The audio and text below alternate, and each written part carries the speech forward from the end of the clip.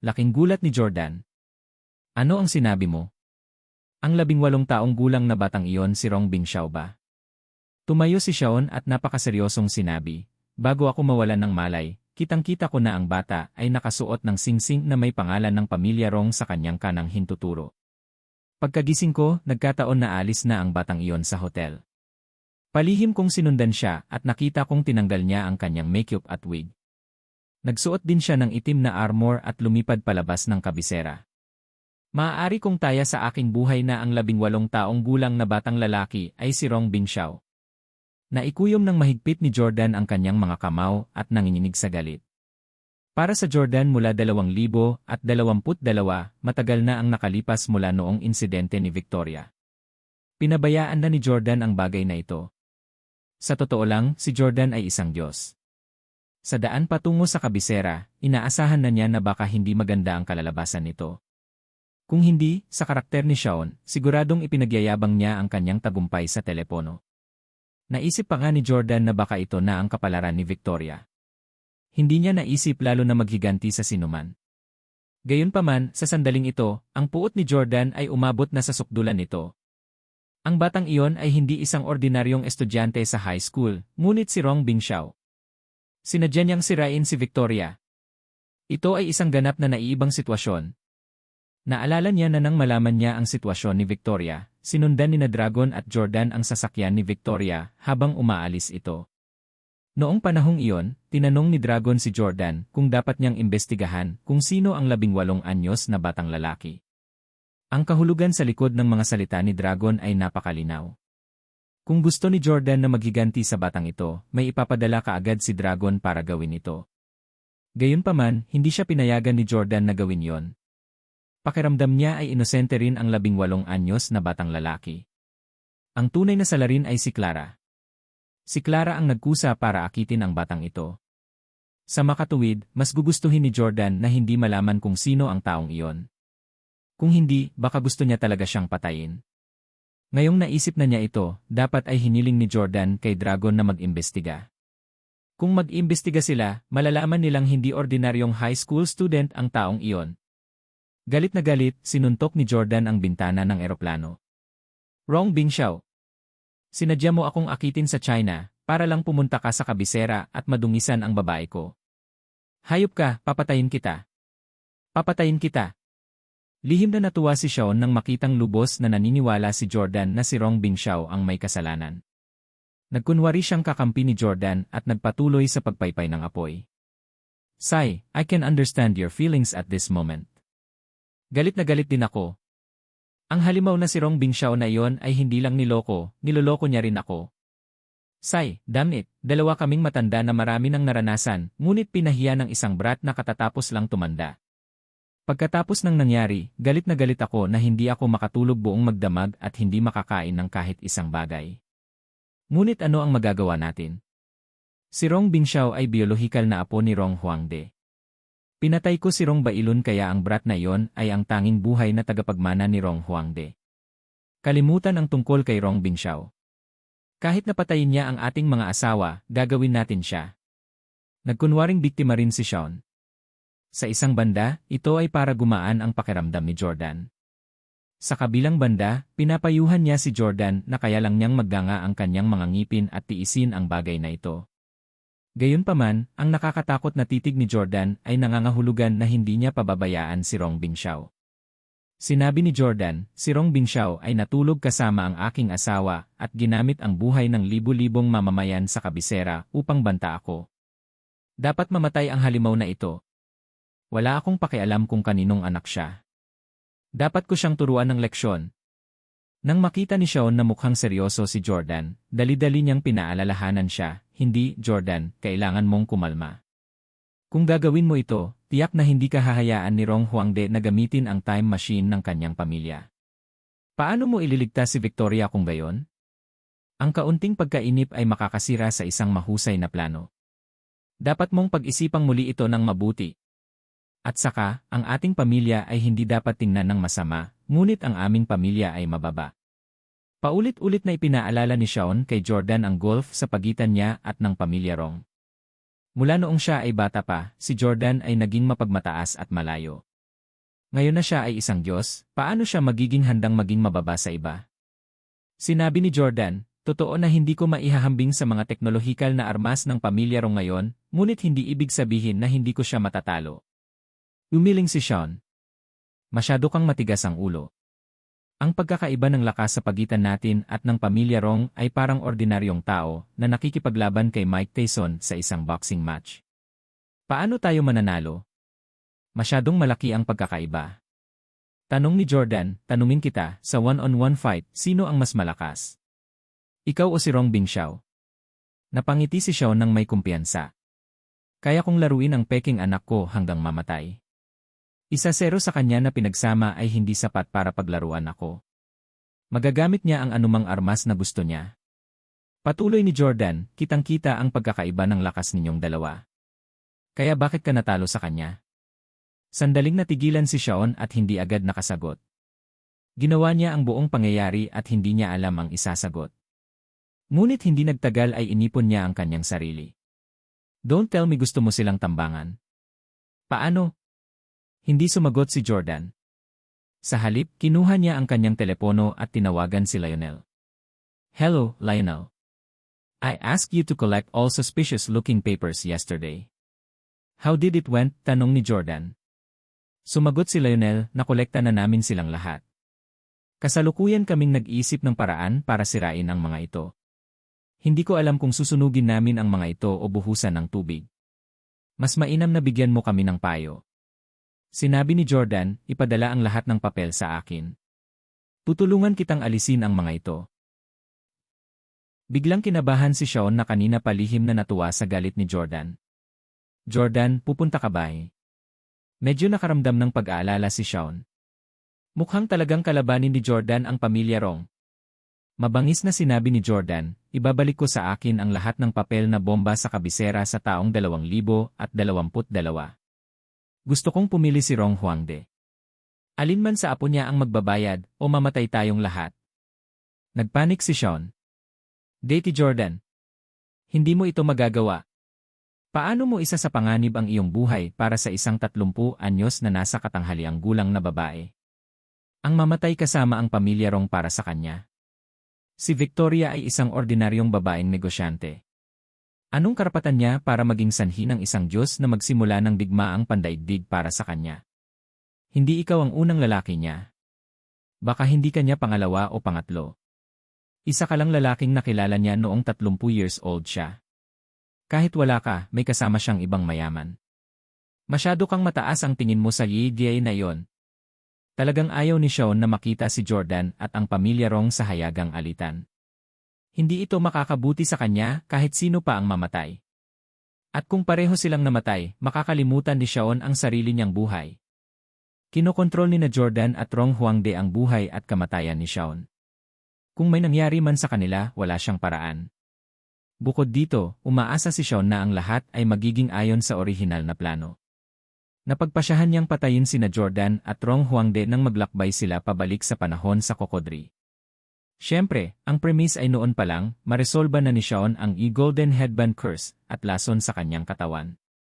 Sa ganitong paraan, kapag naglakbay si Sean pabalik sa kasalukuyan, siya ang magiging hindi mapag-aalinlangan ng Panginoon ng mundo. Dahil dito, siniraan niya si Victoria at pinatunog ito na parang Elodie. Actually, after Sean slept with Victoria, he did feel na hindi kasing pure ng inaakala niya ang babaeng ito. Siyempre, baka may kinalaman ito sa kontrol ni Clara. Pero nagkomento na rin si Clara kay Victoria, hindi raw siya mukhang babae na 1 beses o 2 beses lang nakipagrelasyon. Nang marinig ni Jordan ang sinabi ni Sean, ay galit na galit itong sinuntok nito. Hindi umiwas si Sean. Boom! Galit na sabi ni Jordan, Sean, if you dare to say anything bad about Victoria again, I will not let you off.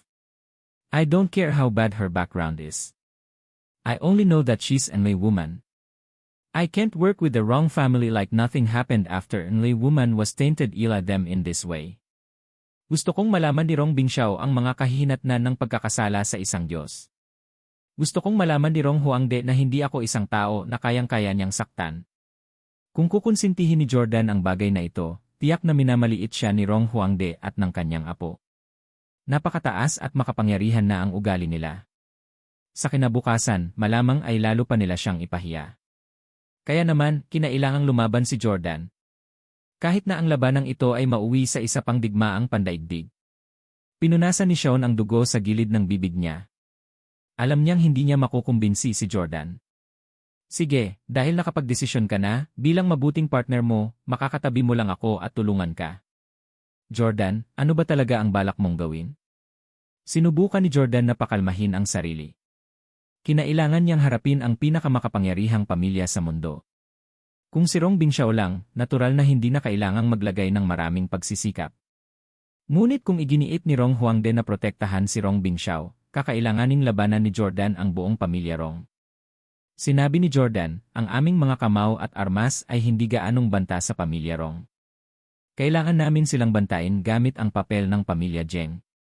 Mamaya, pagkatapos maihatid ni Lionel ang mga papeles, babalik ako sa kasalukuyan kasama nila.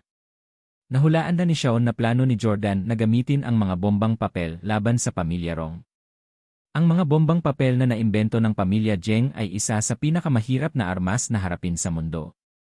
Ito ay dahil sila ay patuloy na sasabog, at ang bawat susunod na pagsabog ay doble ang kapangyarihan. Walang makakapigil dito. Sean asked, I know you want to do this, but how do you plan to detonate them? Will you contact Zheng Anli after going back? Jordan shook his head. Anli won't help me deal with the Rong family. She doesn't have the guts. I'll go to Suzhou again. I'll make a timed detonation program and set the time for tomorrow. Tomorrow. Not tomorrow in the current timeline, but tomorrow in 2022. Sean understood and nodded. Jordan wanted to set the detonation year in advance. After they traveled back to the year 2022, it would automatically explode even without Madame Zheng's help. Sean couldn't help sighing. Jordan was getting more and more powerful. He even knew how to create detonation program himself. Actually, Jordan had worked with so many scientific experts and developed the Miracru serum, weather weapons, and so on. He was very knowledgeable expert himself. There was no need for him to rely on others to complete this simple program. Alright, I'll go back with you to China. You must be very tired after flying back. I'll lala the plane for you. Sean immediately expressed his loyalty. The year 2022. Rong Bingxiao emerged from the time gate. Rong Huangde had poured champagne and was ready to celebrate his grandson's first victory. Taking off his armor and oxygen mask, Rong Bingxiao had a smile on his face as he walked toward Rong Huangde. Grandpa. Rong Huangde smiled and asked, how was it, Bingxiao? Did it work? Rong Bingxiao had a smug smile on his face. Of course. I'm your grandson, the future successor of the Rong family. How can I disappoint you? Not only did I stop Jordan from saving Victoria, but I also tricked Jordan into going to China. Thereafter, I flew to the Liu's capital and disguised myself as an 18-year-old high school student and slept with Victoria. Haha, so what if he's a deity? He still ended up being played Yila me. Yila the way, Grandpa, let me share the victory with you. With that, Rong Bingxiao took out his phone and showed Rong Huangde a photo. Rong Huangde glanced at the photo. It was an intimate photo of Rong Bingxiao and Victoria on the bed. He smiled and shook his head. It was a little awkward for an old man to look at such photos. Picking up a glass of champagne, Rong Huangde handed it to Rong Bingxiao. Well done. However, you should delete the photo. It will be terrible if Jordan sees it. Rong Bingxiao put down his phone and snorted. Lile, so what if he finds out? What can he do to me? He still has to rely on our family's equipment to go back and save Victoria. Nevertheless, Grandpa, I've injured Jordan this time. He will definitely cause trouble with me when he comes back. Rong Huangde patted Rong Bingxiao's shoulder and comforted him. Don't worry, I have prepared for this. I'll be here with you. With me around, he won't dare to mess with you. Rong Bingxiao smiled proudly. Cheers, Grandpa. Clink. The two champagne glasses touched each other to celebrate Rong Bingxiao's complete victory over Jordan. Sa opinyon ni Rong Huangde, ang katayuan ng magiging master ng mundo ay tiyak na magiging labanan sa pagitan ng Jordan at Rong Bingxiao. Napakahalaga para kay Rong Bingxiao na magkaroon ng tagumpay laban sa Jordan ngayon. Akala ng dalawa ay babalik na sila Jordan at Shaun. Gayunpaman, matapos maghintay ng isang buong araw, ni isa sa kanila ay hindi bumalik. Nilalaro ni Rong Bingxiao ang kanyang telepono sa pagkabagot. Paminsan-minsan, naaalala niya ang magagandang alaala na yon kasama si Victoria. Habang pinag-iisipan niya ito, mas lalong hindi makatotohanan ang nararamdaman nito. Buntong hininga, masyado akong mahiyain. Dapat ay kinuha ko siya muli pagkatapos kong magising, bulong ni Rong Bingxiao sa sarili. Mukhang nagbabasa si Rong Huangde, ngunit talagang naiinip na siya sa paghihintay kay Jordan. Narinig niyang bumulong si Rong Bingxiao at nagtanong, ano ang ibig mong sabihin pagkatapos mong magising? Ano ang iyong pinag-uusapan? Sagot ni Rong Bingxiao, naku, noong kasama ko si Victoria, o sa halip si Clara. Nakatulog ako ng ilang oras. Biglang narinig nila ang pagliko ng time gate. Bumalik na si Jordan. Mabilis na bumangon sina Rong Huangde at Rong Bingxiao. Naging seryoso si Rong Huangde at ang kanyang apo dahil inaasahan nilang magagalit si Jordan at magbibigay sa kanila ng problema. Gayunpaman, nang dumating ang dalawa, hindi ganoon katense ang kapaligiran. Sa halip, ito ay medyo nakakatawa. Oh, damnit, masyadong maliit ang pintong ito. Naipit ang kahon. May pupuntahan ba para tumulong, sigaw ni Shaun. Si Jordan at Shaun ay naglakbay pabalik na may dalang malaking kahon na gawa sa mga espesyal na materyales. Isang kahon? Si Rong Huangde at ang kanyang apo ay nakatayong nakaugat sa lupa. Hindi sila nangahas na sumulong. Sa huli, gumamit ng puwersa si Jordan para isiksik ang malaking kahon. Si Rong Huangde ay tuso at nakaisip na ng solusyon. Sinulyapan niya ang kahon at nakangiting naglakad pasulong. Mr. Jordan, bumalik ka na. Paano ito nangyari? Nailigtas mo ba si Ms. Victoria? O, ano ang nasa malaking kahon na ito? Pwede ko bang tingnan? Ngunit tinitigan lang ng matalim ni Jordan si Rong Bingxiao. Hindi pinapansin si Rong Huangde, dumiretso si Jordan sa Rong Bingxiao. Rong Bingxiao! Ikaw na basura! Naglakas loob si Jordan na sumpein si Rong Bingxiao kahit sa harap ni Rong Huangde. Hindi lang siya sinumpa ni Jordan, ngunit gusto rin niyang patayin ang halimaw na batang ito sa harap ni Rong Huangde. Sa sandaling ito, isang solong electric guitar ang tumugtog. Napakapamilyar ng tune na ito. Ito ay mula sa orihinal na soundtrack ng sikat na pelikulang Kill Bill na tinatawag na Battle Without Honor or Humanity. Nanggaling ang tugtog sa telepono sa bulsa ni Shaun. Ang English na pangalan ni Rong Bingxiao ay Bill, kaya sinadya ni Shaun ang tune na ito para balaan si Rong Huangde na gustong patayin ni Jordan si Rong Bingxiao. Natural na ayaw ni Shaun na magtagumpay si Jordan. Kung pinatay ni Jordan si Rong Bingxiao, papatayin siya ni Rong Huangde. Sa huli, hindi nakuha ni Shaun ang gusto niya.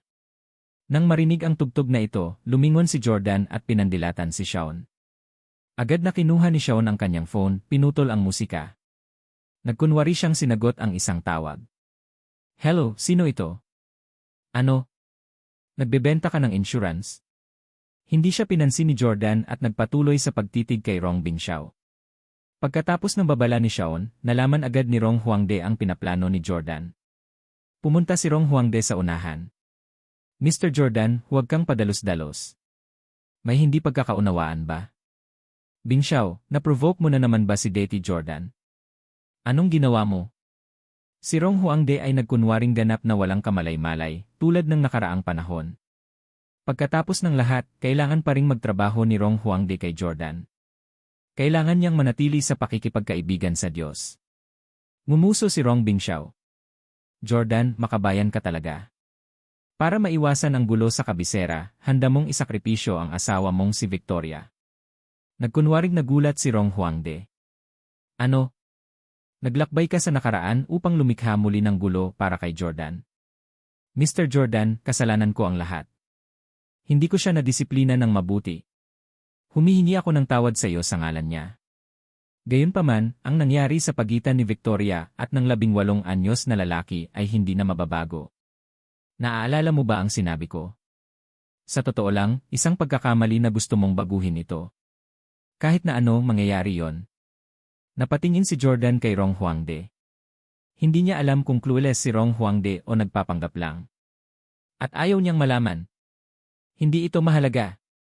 Hindi alintana kung alam ito ni Rong Huangde o hindi, kailangang bayaran ni Jordan si Rong Bingxiao para sa kahihiyan sa kanya at kay Victoria. Tumingin si Jordan kay Rong Huangde. Hindi na mababago ang nangyari. Tama yan.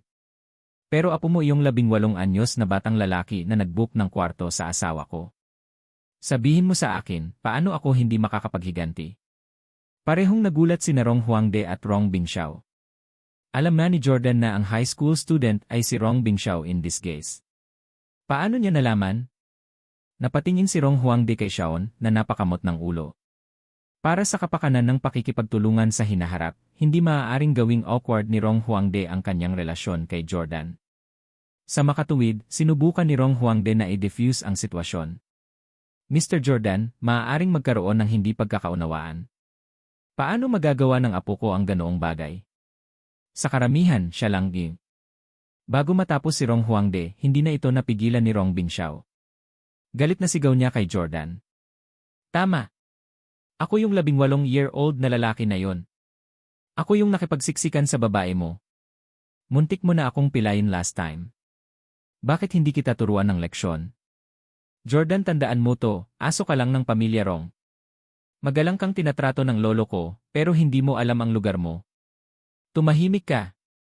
Si Rong Huangde ay nagalit at naguguluhan ngayon. Pinagalitan niya si Rong Bingxiao. Agad na humingi ng tawad si Rong Huangde. Dati Jordan, I'm really sorry. Hindi ko inaasahan na gagawa si Bingxiao ng ganoong masamang bagay. Taos puso akong humihingi ng tawad sa iyo sa ngalan niya. Sana ay mapatawad mo siya sa pagkakataong ito dahil sa kanyang murang edad. Ngumisi si Jordan. Patawarin mo siya. Gusto mo patawarin ko siya? Isa akong Diyosa. Sa tingin mo ba patatawarin ko siya pagkatapos na ipahiya ako ng ganito? Sumigaw si Rong Bingxiao, paano kung hindi mo ako patawarin? Ito ang teritoryo ng pamilya natin. Maaari kitang ipapatay sa lolo ko anumang oras. Tumingin si Jordan kay Rong Huangde. Inamin na ng apo mo. Gusto ko siyang patayin. Poprotektahan mo ba siya? Nang makita ni Rong Huangde na nakapagdesisyon na si Jordan, alam niyang hindi niya ito makukumbinsi sa pamamagitan lamang ng ilang salita. Tulad ng sinabi ni Rong Bingxiao, ito ang teritoryo ng pamilya Rong. Si Rong Huangde ay hindi maaaring magpakita ng labis na takot sa Jordan o magmukhang masyadong nakakainggit. Walang ibang pagpipilian, inilagay ni Rong Huangde ang kanyang mga kamay sa likod ng kanyang likod na may malamig na ekspresyon. Mr. Jordan, ipinakita ko ang paggalang sa iyo at gusto kong makipagtulungan sa iyo upang tuklasin ang mga sikreto ng pamilya Hanley. Ikinalulungkot ko ang nangyari sa iyong asawa. Gayunpaman, sa aking opinyon, hindi ito isang malaking bagay. Ang babae ay isang ordinaryong babae lang na nakasama ng apo ko. Ganoon ba talaga kahalaga ito? Para sa mga ordinaryong tao, maaaring tumagal lang ng ilang libong dolyar para magpanggap na walang nangyari. What you and I have online is a world-class secret. Gusto mo bang masira ang magandang relasyon natin sa maliit na bagay? Nang makita ito, tumabi si Xiaon at nagpayo. Tama siya, Jordan. Isipin ang malaking larawan. Boom! Sinuntok ni Jordan si Xiaon. Seryosong tumingin si Jordan kay Rong Huangde. Ang paggalugad sa mga sikreto ng pamilya Hanley ay iyong negosyo, hindi sa akin. Tatanungin kita muli. Gusto kong patayin ang iyong apo. Anong gagawin mo? Napabuntong hininga si Rong Huangde. Kung ganoon, sige.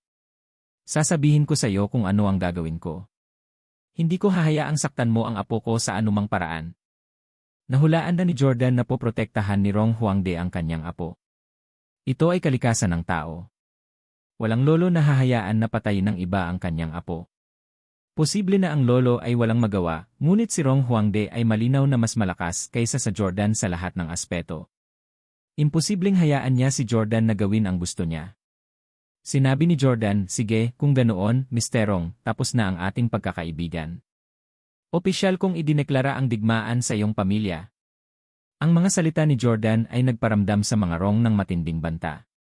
Itinuro ni Rong Bingxiao si Jordan. Anong karapatan mong magsimula ng digmaan sa aming pamilya? Isa kang pagong sa banga ngayon. Hindi ka man lang makalabas ng bahay na ito. Ngunit sumimangot lang si Rong Huangde. Alam niya na si Jordan ay hindi isang taong gagawa ng walang basehang pag-aangkin. Yung malaking box. Maingat na tiningnan ni Rong Huangde ang malaking kahon na dala ni Jordan. Nahulaan niya na baka may nakatago na lubhang mapanganib sa loob. Sa sandaling ito, nagkusa si Jordan na buksan ang malaking kahon. Nakita ng lahat na may laman itong papel. Agad na nakaramdam ng takot si Rong Huangde. Ito ay mga papel na naimbento ng pamilya Zheng na maaaring sumabog. At napakarami nito. Nagulat din si Rong Bingxiao, damn it, malamang nakuha niya ito sa kabisera. Ibinalik niya ang lahat ng papel mula sa kabisera. Sinabi ni Jordan, tama. Salamat sayo, basura ng bata. Pagkatapos ng pagbabanta sa kabisera, agad kong inipon ang lahat ng mga papel na ipinadala mula sa China at dinala dito.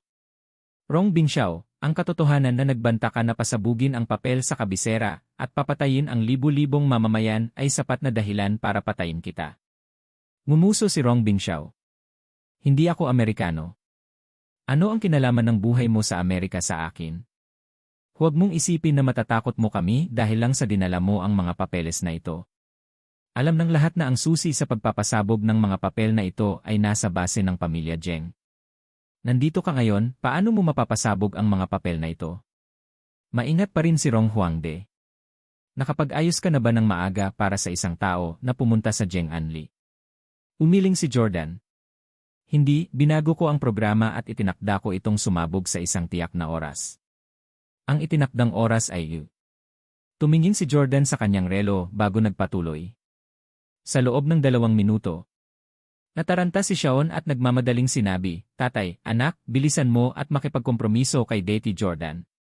Hindi niya ito ginagawa para takutin ka lang. Ito talaga ang mga bombang papel na inilagay ng pamilya Zheng sa buong kabisera. Ilang beses na mas maraming papel ang itinanim sa ating kanlurang sikretong base ng China. Kapag sumabog ang mga ito, ang mga kahihinatnan dito, gayon din ang mga piraso ng oras ay magiging hindi maisip. Hindi inaasahan ni Shaon na ganoon na lang ang pakialam ni Jordan kay Victoria. Kung alam niya ng mas maaga, hindi niya sasabihin sa kanya na ang 18 anyos na batang lalaki ay si Rong Bingxiao.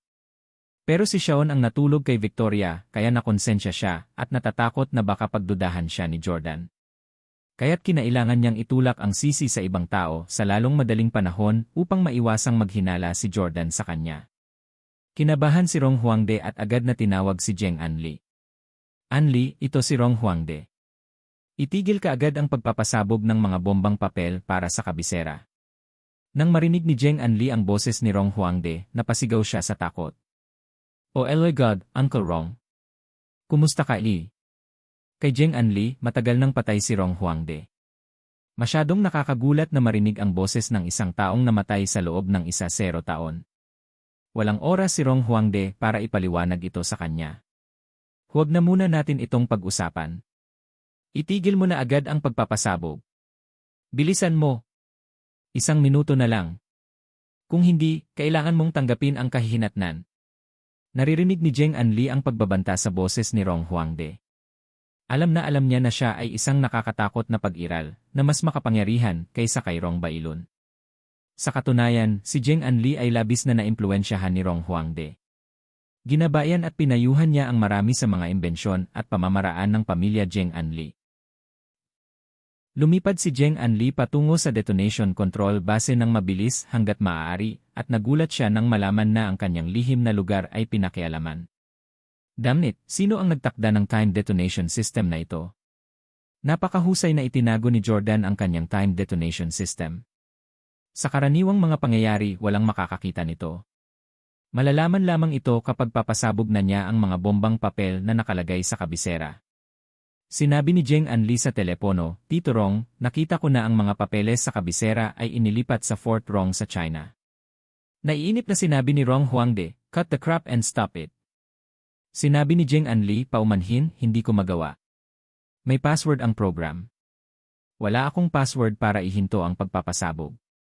Aabutin ng hindi bababa sa 0 minuto kung gusto naming i-hack ang password. At ang mga bombang papel ay sasabog sa lalong madaling panahon. Walang oras ni. Ano? Nataranta si Rong Huangde nang marinig niya ito. Anong meron, Lolo? Ano ang sabi ni Auntie Zheng? Mabilis na tanong ni Rong Bingxiao. Sinabi ni Jordan, Mr. Rong, huwag mong sayangin ang iyong pagsisikap. Dahil napagpasyahan kong pasabugin ang lugar na ito, paano ko hahayaan na pigilan mo ako ng ganoon kadali? Alam ni Rong Huangde na hindi maganda ang hitsura. Bagamat nabuhay siya ng 80 taon, ito ang unang pagkakataon na lumaban siya sa isang Diyos. I click. Agad na pinindot ni Rong Huangde ang alarma. Nang marinig ito ng mga tauhan, naging alerto silang lahat. Maraming mga sundalo ang nakastandby sa pasukan na may mga armas sa kanilang mga kamay. Ito ang teritoryo ng pamilya Rong. Tao man o armas, ang mga Rong ang may kalamangan. Tiwala si Rong Huangde na talunin ang Jordan sa mga aspetong iyon. Ngunit ngayon, si Rong Huangde ay natigilan. Ito ang unang pagkakataon sa kanyang buhay na napilitan siya sa ganoong estado. Galit niyang sinabi kay Jordan, Jordan, hindi ko inaasahan na sisirain mo ang lugar na ito at mapahamak kasama namin para sa isang karaniwang babae. Malinaw na may mas malaki at mas nakakasilaw na mundo na naghihintay sa iyo sa kabilang dulo ng time gate, ngunit wala kang pakialam sa lahat. Jordan, hindi ka karapat-dapat na maging kahalili ng pamilya Steele. Pareho kayong basura ng iyong ama na walang ambisyon. Si Charleston, ang matandang tangang iyon, ay talagang ipinasa sa inyong dalawa ang negosyo ng pamilya Steele. Naawa ako kay Randall Steele. Labis din ang galit ni Jordan. Itinuro niya si Rong Huangde at sinabing, hindi ka karapat-dapat na banggitin ang pangalan ng aking tiyuhin. Si Randall ay tiyuhin ni Jordan. Maganda ang impresyon niya sa tiyuhin na ito. Noong bata pa si Jordan, mahal na mahal siya ni Randall. Ngumuso si Rong Huangde. Hindi ako karapat-dapat. Ano ang alam mo, munting bata? Higit pa sa iyo ang pangunawa ko sa iyong tiyuhin. Si Randall ang nag-iisang ambisyoso at may kakayahang talento sa pamilya Steele. Humingi siya ng tulong sa akin noon at humiling sa akin na tulungan siyang makuha ang posisyon ng kahalili ng pamilya Steele. Sa kasamaang palad, tinanggihan ko siya. Sa pagbanggit sa katangian at kakayahan ni Randall, pinikit ni Sean ang kanyang mga mata at tumango bilang pagsang-ayon. Nakipag-interact si Sean kay Randall noon kaya alam na alam niya kung sino siya. Tumigil si Rong Huangde sa pagsasalita tungkol sa nakaraan. Hinawakan niya ang kamay ni Rong Bingxiao at sinabing, Bingxiao, umalis na tayo. Hayaan silang masabugan ng mga bombang papel na dinala nila sa kanilang sarili. Aalis na sana si Rong Bingxiao nang sumulyap siya kay Sean na nakatayo kasama ni Jordan. Sa sandaling ito, hindi pa rin niya alam ang tunay na pagkatao ni Sean. Sinabi ni Rong Bingxiao, hindi aalis si tatay. Hinila ni Rong Huangde si Rong Bingxiao. Hindi mo yan tatay. Si Sean yan. Ano? Nataranta si Rong Bingxiao. Napabuntong hininga si Rong Huangde. Mamaya ko na ipapaliwanag sa'yo. Umalis muna tayo sa lugar na ito. Ngunit sinabi ni Jordan, gusto mong umalis? Kunin mo ang regalo ko bago ka umalis. Biglang naglabas si Jordan ng isang salansan ng mga papel mula sa malaking kahon at inihagis kay Rong Bingxiao. Nagulat si Rong Bingxiao. Alam niyang sasabog na ang mga papel sa 1 minuto kaya naman dali-dali niyang itinulak iyon. Gayunpaman, ang mga papel na ito ay espesyal na pinoproseso ni Jordan at dumikit sa damit ni Rong Bingxiao. Lolo, ito ay masama. Ang mga papel na ito ay nakaipit. Hindi ko ito maalis. Sinabi ni Rong Huangde, huwag kang mag-alala.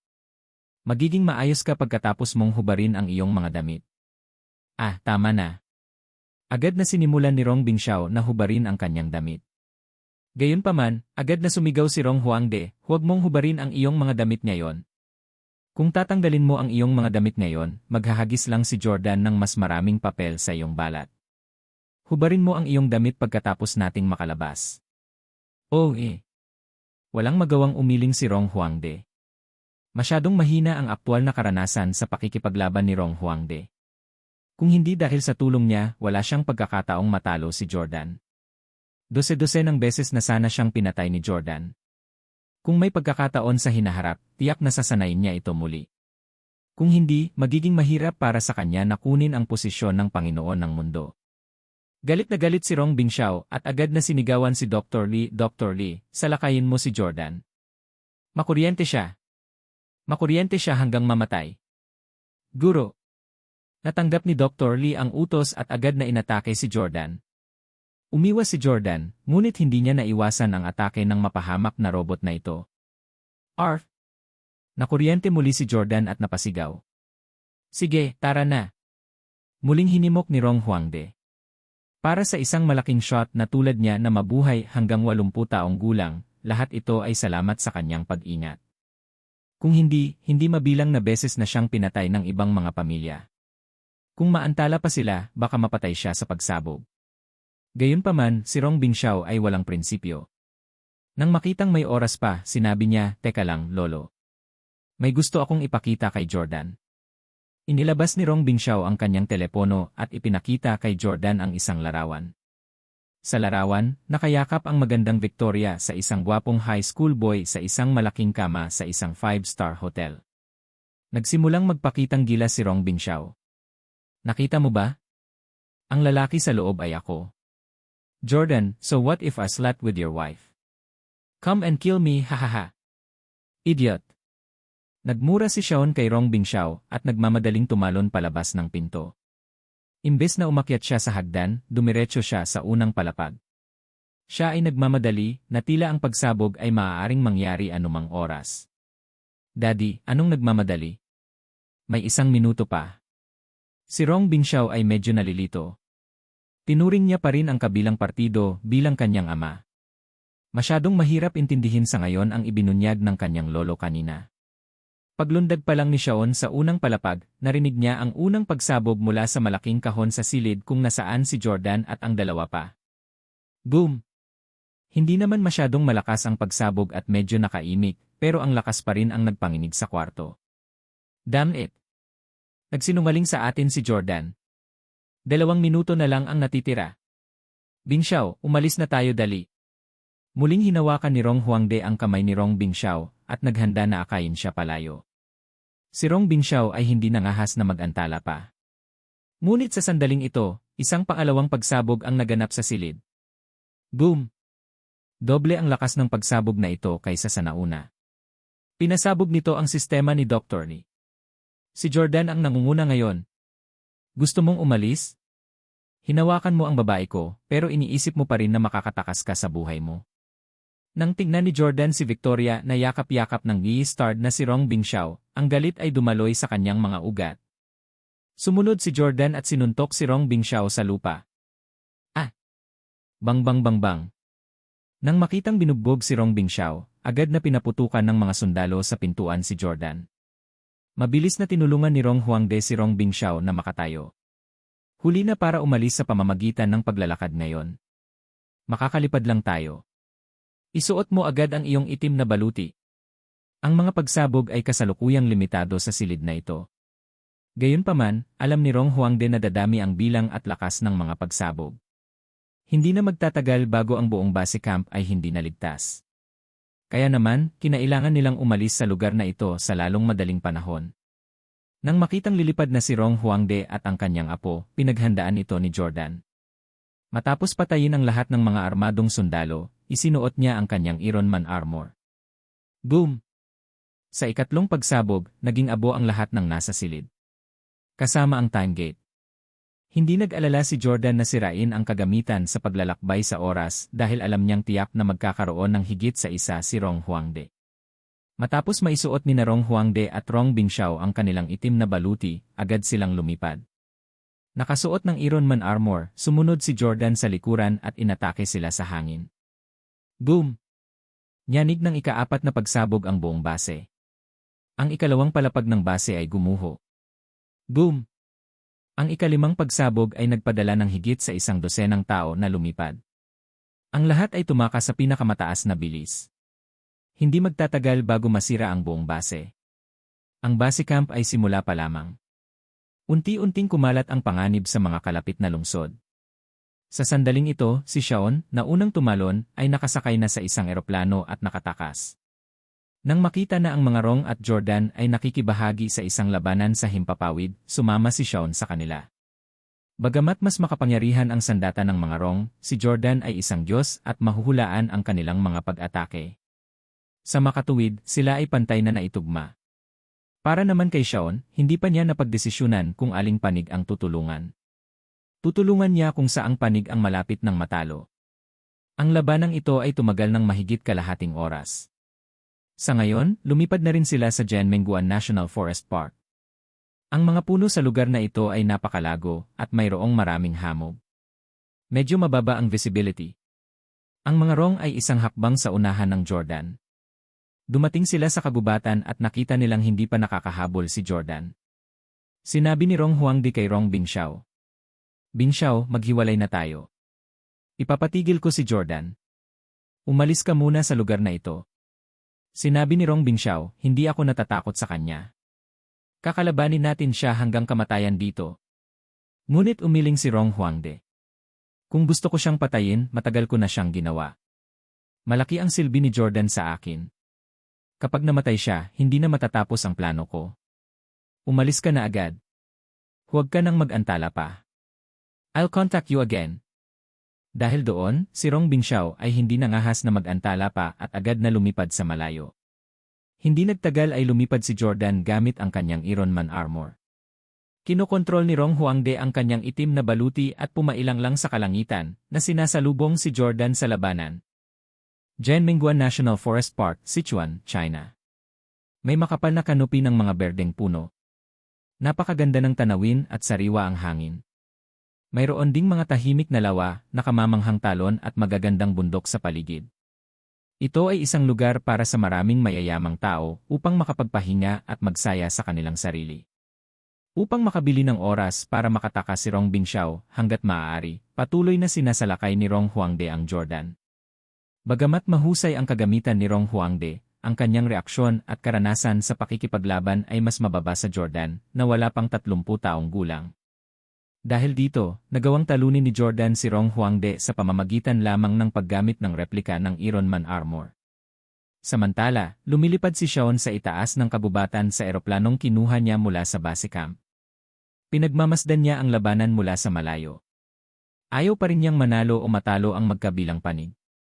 Habang lumilipad sila sa mas mababang altitude, ang eroplano ni Shaon ay parang karit na pumutol sa mga tuktok ng mga puno. Isang security guard ang sumakay sa isang four-wheeled electric scooter.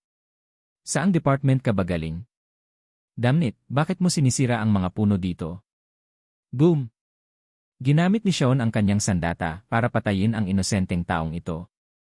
Nang makita ito ng mga mayayaman na naglalaro ng golf sa berdeng damuhan sa malapit, mabilis silang umalis at tumawag sa 911. Hindi nagtagal, dumating ang pamilya Rong sa pamumuno ni Li Sujie. Gayunpaman, hindi sila hinayaan ni Rong Huangdi na umatake. Ilang sandali pa, dumating si Zheng Anli kasama ang mga sundalo ng pamilya Zheng. Kasabay nito, ang fighter jet ni Jemmy, ang fighter jet ng pamilya Steele na piloto ni Dragon, at ang eroplano ng pamilya Schmid ay sumugod. Nag-iwan ng tala si Jordan para sa Dragon noong 1 taon na nagsasabing magkakaroon ng labanan malapit sa Chengdu ngayon. Ang iba pang mga dakilang pamilya ay natipon dito ngayon. Ang mga taong ito ay ang lahat ng malaking shot na maaaring baguhin ang mundo. Humakbang si Zheng Anli. Tito Rong, Deti Jordan, itigil ang pakikipaglaban. Huminto si Rong Huangdi at binuksan ang kanyang maskara. Pinagpapawisan na ang matandang lalaki sa pagod. Mula sa eroplano ng pamilya Schmid, lumitaw si Lota at ang kanyang ama, si Tom Schmid. Nagulat si Tom Schmid nang makita si Rong Huangdi. Mr. Rong? Ikaw ba talaga Mr. Rong? Hindi ka patay. Nang makita ni Rong Huangdi si Tom Schmid, ngumiti siya at tumango. Tom, maraming taon na ang lumipas. Kumusta ka na? Nabalitaan ko ang tungkol sa iyo at alam kong marami kang pinaghirapan sa nakalipas na dekada. Sayang at hindi kita natulungan. Hindi masama ang relasyon ni Rong Huangdi kay Tom Schmid. Malaki rin ang respeto ni Tom Schmid kay Rong Huangdi. Masyado kang magalang. Ang makita mong buhay ka pa ay isang pampatibay loob sa aming lahat. Kailangan ka namin. Lumapit si Zheng Anli at mumiti. Tama, Tio Rong. Sinasabi ng lahat na ang mga tao mula sa 8 dakilang pamilya ay hindi nabubuhay ng higit sa 80 taong gulang, ngunit ikaw ay buhay pa. Maaari mo bang sabihin sa amin kung paano mo ito ginawa? Lumapit si Jemmy. Wala man lang siyang alaala kay Rong Huangdi. Gayunpaman, makikita na si Rong Huangdi ay iginagalang sa mga pangunahing pamilya. Lalo na para sa mga nasa katanghaliang gulang tulad ni Zheng Anli at Tom Schmid. Lahat sila ay may utang na loob kay Rong Huangdi noong nakaraan. Sinabi ni Rong Huangde, Anli, pag-uusapan natin ito mamaya. Salamat sa pagmamadali mo. Gusto ni Daty Jordan na patayin ang apo ko. Mangyaring tulungan siyang hikayatin siya. Naniniwala si Jeng Anli na maganda ang relasyon nila ni Jordan. Lumapit ito sa kanya at sinabing, Jordan, si Uncle Rong talaga ang kaluluwa ng 8 dakilang pamilya natin. Nitong mga nakaraang dekada, siya ang kumokontrol sa 8 dakilang pamilya natin at sa mundo natin. Napaka-generous na tao ni Uncle Rong. Taos-puso siyang tutulong sa bawat pamilya. Sa totoo lang, nakatanggap din ang pamilya mo ng steal ng tulong ni Uncle Rong. Sinabi ni Rong Huangde, Jordan, kasing edad ko ang lolo mo. Halos lahat ng bagay ay sinasabi namin sa isa't isa. Mas mabagal ang pag-unlad ng pamilyang Steele at nahuhuli na sa amin. Gayunpaman, hindi ko siya minamaliit. Sa halip, pinasigla ko siya at nagtrabaho kasama siya. Marahil pagkatapos kong pekiin ang aking kamatayan, ang relasyon ni Bailon sa iyong pamilya ay naging napakahirap, ngunit noong ako ay nasa poder, ang aming mga pamilya ay nagkaroon ng napakagandang relasyon. Hindi lang lolo mo. Mayroon akong magandang relasyon sa iyong ama, si Rowan, at ang iyong tiyuhin, si Randall. Lalo na ang iyong tiyuhin, si Randall. Magsisimula ka ba ng isa pang digmaang pandaigdig sa isang karaniwang babae tulad ni Victoria? Ang mga tao sa kinatatayuan ni Rong Huangde ay karaniwang mga natatanging tagapagsalita. Walang eksepsyon si Rong Huangde. Agad niyang nakuha ang puso ng mga tao at itinulak ang sisi sa Jordan. Mga tunog ng sirena ang maririnig. Biglang may dumaan na itim na sasakyan ng pulis. Bumaba sa kotse ang isang matabang pulis. May hawak siyang baril gamit ang 2 kamay at itinutok ito kay Jordan, Rong Huangde, Jeng Anli at sa iba pang malalaking putok. Huwag gumalaw. Lahat kayo, yumuko.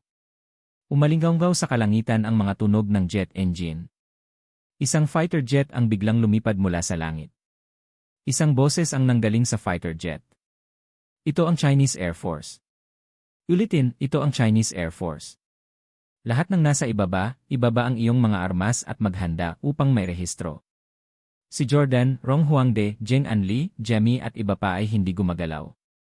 Biglang lumitaw sa kalangitan ang 12-dosenang mga fighter jet na 100 beses na mas malamig at mas advanced kaysa sa Chinese Air Force. Sila ay nasa stealth mode sa buong panahon.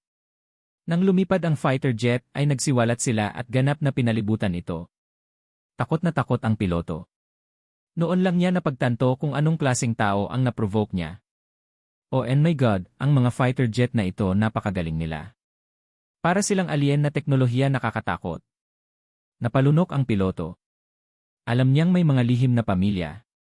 Alam niya na ang mga taong ito ay ang mga lihim na pamilya na kumokontrol sa mundo. Paano niya nagagawang ipasok ang kanyang ilong sa kanilang negosyo? Hindi nagtagal, muli siyang sumigaw, ito ang Chinese Air Force. Ulitin ko, ito ang Chinese Air Force. Lahat ng nasa ibaba, Air Force number 89,757 ay taimtim na humihingi ng paumanhin sa iyo. Ikinalulungkot ko na naabala ko ang iyong pagtitipon. Mangyaring bigyan ako ng 65-foot opening para makaalis ako. Salamat. Gayunpaman, hindi siya binigyan ng pagkakataon ng mga fighter jet na nakapalibot sa kanya. Sa halip, gumamit sila ng espesyal na enerhiya para itapon siya sa malayo. Gayunpaman, hindi nasaktan ang piloto. Mabilis siyang nakatakas habang nasa pagitan ng kanyang mga hita ang buntot. Sa lupa, natigilan din ang armadong pulis nang makita ito. Sina Jordan, Rong Huangde, Jeng Anli at Jemmy ay napatingin sa kanya. Napalunok ang pulis at nagmamadaling binawi ang kanyang baril. Yumuko siya ng may paggalang. Paumanhin sa abala sa iyo. Magandang hapon. Dahil doon, mabilis na pinaalis ng pulis ang kanyang sasakyang pulis. Habang siya ay armado ng baril, lahat sila ay may hawak na laser weapons. Naroon din ang lahat ng uri ng fighter jet sa kalangitan na tila mga liye. Arestuhin sila. Anong biro? Walang naapektuhan ng maikling pagkaantala na ito. Nanatili silang mataimtim na nakatingin sa isa't isa. Sa kasalukuyang sitwasyon, kitang-kita na si Rong Huangde ay may higit na kapangyarihan at mga lalaki sa kanyang panig. Kung talagang nag-away sila, dehado si Jordan. Kung ang mga pamilyang Jeng at Skimid ay tumulong kay Jordan, maaari siyang makakuha ng mataas na kamay sa maikling panahon. Gayunpaman, sa pagtingin kina Jeng Anli at Tom Skimid, ang kanilang mga mata ay puno ng paggalang kay Rong Huangde. Malamang na hindi sila magdedeklara ng digmaan sa kanya ng ganoon kadali. Sinabi ni Jordan, Rong Huangde, alam kong ilang dekada ka nang namamahala sa 8 dakilang pamilya. Lubos kang iginagalang sa aming lahat. Hindi mo na kailangang banggitin sa akin ang aking lolo at tiyuhin. Patay na sila. Ngunit kahit nabuhay pa sila ngayon at nakatayo sa harap ko, hindi ako papayag na pabayaan ang bagay na ito. Kapag ako ay nagpasya na hindi ako titigil sa isang bagay o pakikitungo sa pamilya. Mga bombang papel. Kahit nakaharap si Rong Huangde, ang Panginoon ng mundo, sa nakalipas na ilang dekada, napanatili ni Jordan ang kanyang dignidad sa harap ng mga pangunahing pamilya. Tumingin ngayon si Rong Huangde kay Jordan na may panibagong mga mata. Naniniwala siya na si Jordan ay isang batang binata lamang na pinalad at nakakuha ng mga kakayahan ng isang Diyos. Bukod doon, hindi siya dapat iba sa liye. Bata at napakadaling pakitunguhan. Gayunpaman, sa sandaling ito, nararamdaman ni Rong Huangde ang dignidad at dominanteng aura ni Jordan. Ito ang kilos ng isang tunay na Panginoon ng mundo. Ito ay isang bagay na hindi mangyayari sa kanyang apo, si Rong Bingxiao, kahit nabigyan mo pa siya ng 0 taon para mag-mature. Bukod pa rito, hindi inaasahan ni Rong Huangde na magiging ganoon kapursigido si Jordan kapag nasaktan ang kanyang mahal sa buhay. Kung alam niya na ang pag-provoke kay Victoria ay magdudulot ng labis na kabuluhan, hindi hahayaan ni Rong Huangde si Rong Bingxiao na gawin ang ganoong bagay. Lumapit si Jemmy. Hindi pa rin niya lubos maisip ang nangyari. Anong nangyari? Bakit mo gustong patayin ang apo ni Rong Huangde? Tanong ni Jemmy. Yung iba naman ay sobrang curious din anong uri ng sama ng loob ang mayroon si Jordan sa pamilya Rong. Sinabi ni Jordan, ang kanyang apo, si Rong Bingxiao, ay gumamit ng mga kasuklam-suklam na pamamaraan upang dungisan si Victoria. Ano? Nang marinig ito ni Jemmy, sumabog siya sa galit. Rong Huangde, paano mo pinalaki ang apo mo? Naglakas loob pa nga siyang galitin ang babae ng kapatid ko. Isa siyang Diyos-Diyosan. Pinahiya ng apo mo ang isang Diyos. Karapat dapat siyang patayin. Nang marinig ito ng iba, tumahimik sila. Hindi nila inaasahan ang isang inapo ng pamilya Rong na gagawa ng kasuklam-suklam na bagay. Si Lota ay nakasuot ng masikip na unipormeng pangkumbat ngayon, tulad ng suot ng mga heroine ng Marvel. Pinatingkad nito ang kanyang figura. Dagdag pa rito, bahagyang kinulot ni Lota ang kanyang buhok, na lalong nagpamukha sa kanya na babaero. Naglakad din siya patungo sa Jordan at mahinang nagtanong, Jordan, hindi ba nawalan ng malay si Victoria sa lahat ng ito? At saka, ang lugar na iyon ay binabantayan ng husto. Paano nagtagumpay si Rong Bingxiao? Napatingin si Jordan kay Lota. Ang tagal niyang hindi nakita at napagtanto niyang lalo pang gumanda ang babaeng ito. Masyadong emosyonal si Jordan nang makita si Lota. Ilang oras na ang nakalipas, hinawakan ni Jordan ang kamay ni Lota at sabay na bumalik sa kabisera. Gusto pa niya itong pakasalan. Sa kasamaang palad, hindi sumang-ayon si Victoria. Sabi ni Jordan, naaalala mo ba ang sinabi ni Hailey sa bahay ko noong nakaraan? Tumango si Lota. Naaalala ko. Sinabi niya na si Victoria at isang 18 taong gulang na batang lalaki. Hininaan ni Lota ang boses, nahihiyang sabihin sa harap ng maraming tao. Lahat ng tao dito ay may iba't ibang nasyonalidad, ngunit lahat sila ay nakakaintindi ng Ingles. Lahat ng miyembro ng mga lihim na pamilya ay matututo ng maraming wika mula sa murang edad at multilingual. Mula nang maging Diyos si Jordan, tiniyak ng mga ulo ng pamilya na hindi Ingles ang sariling wika, tulad nina Jing Anli at Lota na lahat ng kanilang pamilya ay matatas sa Ingles. Kabilang ang mga subordinates, mananaliksik at tagapaglingkod. Lahat sila ay kailangang marunong ng Ingles.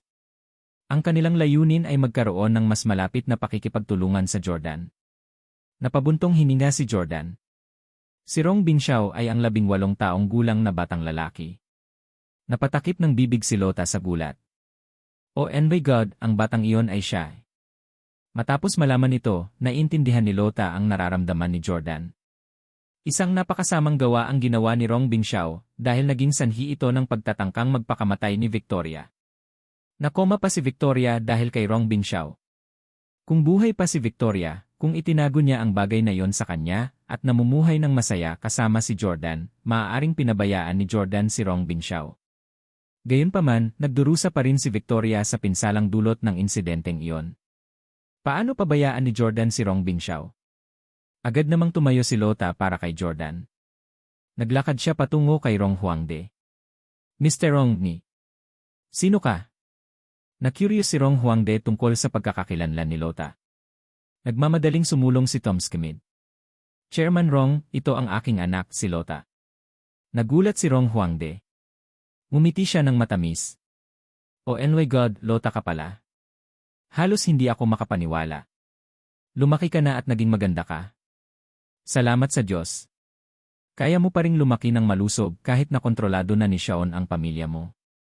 Ang swerte mo talaga. Lota, alam mo bang hawak kita hindi nagtagal pagkatapos mong ipanganak? Ang mga salita ni Rong Huangde ay naging mas mahirap para kay Lota na magsalita para sa Jordan ngayon. Gayunpaman, si Jordan ang lalaking minahal niya. Kailangan pa niyang magsalita para sa kanya. Sabi ni Lota, madalas ko na ring marinig na binabanggit ka ni tatay. Sabi niya, napaka-charismatic mo at napaka-fair at makatarungang tao. Ikaw ang pinuno ng 8 dakilang pamilya natin. Halatang-halata na mali ang apo mo. Alam na alam ko na bilang lolo, ayaw mong may mangyari sa apo mo. Ngunit hindi mo maaaring magpanggap na hindi nangyari ang insidente dahil lang sa apo mo si Rong Bingxiao. Paano kung patuloy na ginahasa ni Rong Bingxiao ang mga asawa ng ibang tao at maging ako balang araw? Ang mga pamilya ay nagpapanggap na walang nangyari dahil natatakot kami sa'yo. Sumigaw si Jemmy. Tama si Lota. Kailangan nating turuan ng leksyon si Rong Bingxiao. Kung hindi, walang katapusan ang kanyang mga maling gawain. Rong Huangde, hindi mo alam kung paano dinidisiplina ang apo mo kaya kailangan namin siyang disiplinahin para sa'yo. Nainis si Rong Huangde sa mayayabang na salita ni Jemmy. Kumunot ang noo niya at tinanong si Jemmy, sino ka? Pinunasan ni Jemmy ang kanyang manggas at sumagot sa opisyal na tono, ako ang pangalawang kapatid ni Jordan at ang kasalukuyang pinuno ng pamilya Addington, si Jemmy Steele. Sa totoo lang, kilala ni Rong Huangde kung sino si Jemmy. Si Jordan ay isang Diyos kaya alam ni Rong Huangde na lahat ay nakaugnay sa kanya tulad ng likod ng kanyang kamay. He was simply asking to make a point. Sinabi ni Rong Huangde kay Jemmy, ikaw ay isang magnanakaw lamang, hindi ka karapat-dapat na kausapin ako. Ikaw, Lee. Walang imik si Jemmy. Biglang nagbago ang ekspresyon ni Rong Huangde. Puno ng ngiti ang mukha niya habang nakatingin ulit kay Lota.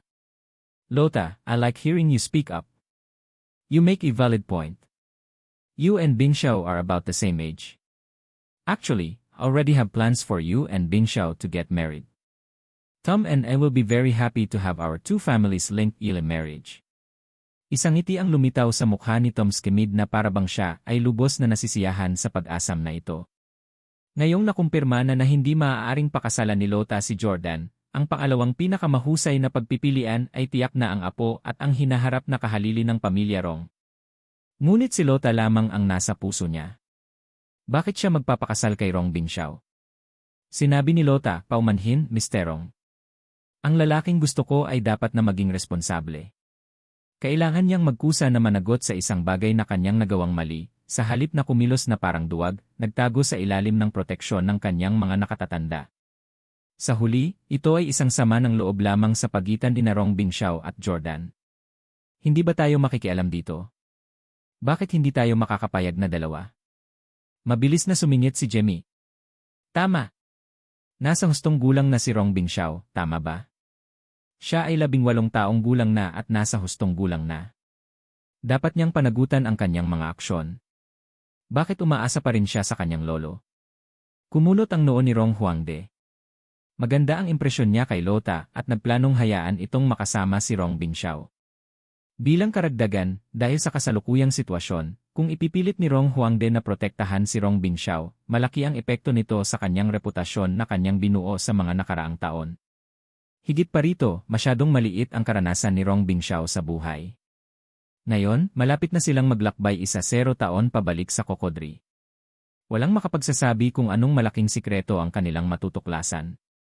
Marahil, ang kalagayan ng kasalukuyang mundong ito ay biglang babalik. Kailangan nilang maging handa para sa labanan. Marahil ito ay isang pagkakataon upang hayaan si Rong Bingxiao na lumaki ng mabilis. Kung hindi, kapag namatay na si Rong Huangde, tiyak na hindi kakampi ni Jordan ang kanyang apo. Nag-isip sandali si Rong Huangde. Lota, tama ka. Ako ay isang matanda at ito ay isang away ng mga kabataan. Siguro hindi ako dapat makialam. Natigilan si Jordan. Talaga bang handa ka na huwag makialam sa bagay na ito? Hanggat hindi nakikialam si Rong Huangde, madaling mapatay ni Jordan si Rong Bingxiao. Tumingin si Rong Huangde kay Jordan. Mr. Jordan, dapat mong malaman na simula nang makilala kita, lagi akong gumagalang sa'yo. Hindi ko naisip na gawin kitang kaaway. Kung mahuhulaan ko kung ano ang aking gagawin ng apo, hinding-hindi ko siya hahayaang gumawa ng ganoong katangahan. Nang marinig ni Jordan ang mga salita ni Rong Huangde, naging mas magalang ang kanyang tono.